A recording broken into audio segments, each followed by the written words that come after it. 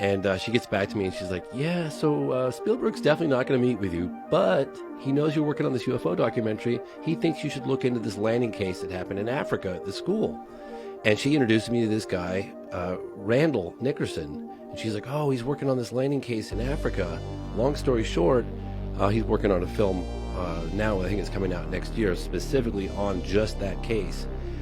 Dan Farah is producing it. And he said, I'm working on the case, and if you want to do something with me on it, a small piece, I could. So I got back into it. I licensed some of the footage that Dr. John Mack, the Harvard psychiatrist that came and interviewed the school children on camera within a week of it happening. He unfortunately looked the wrong way in London, got run down by a car and died.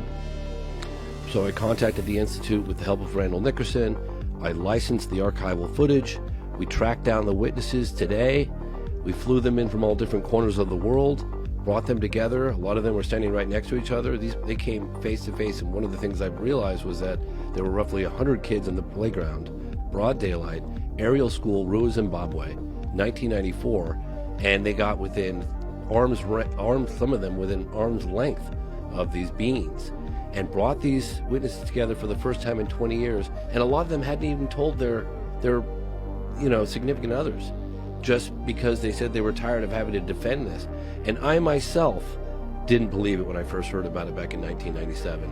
And that segment of the film is the most, in my opinion, is the most powerful segment, because it's very compelling. You've got all these children saying what they saw on camera after it happened, and then you see them 20 years later, and then we go to Africa and we meet with the headmistress. She was a teacher at the time. We meet with other witnesses. We go to the landing site. We talk to people at the school. That case is absolutely, and it was witnessed by lots of other people in and around the area for several days before it chose a school to land.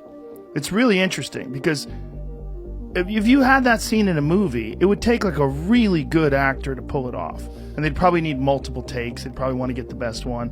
But those kids, the way they were talking about it and the way they were drawing it, you're like, wow, it really does seem like something happened to them. I know how credible that the testimony of the children is, because my partner, Rebecca, she's never had much of an interest in what I do, making documentaries on UFOs. I do other things as well, but when I was reviewing in the studio the archival interview of the children, she just dropped off a cup of coffee and she stopped and went, oh my God, those children are not lying. This is the most amazing thing I've ever seen. Because look, I ask your audience to don't take it from me.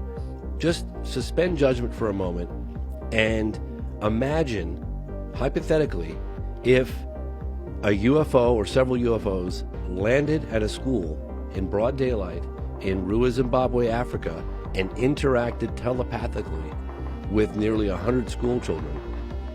Not all of them had telepathic, but had seen the incident. How significant of a story would you give that? Well, not only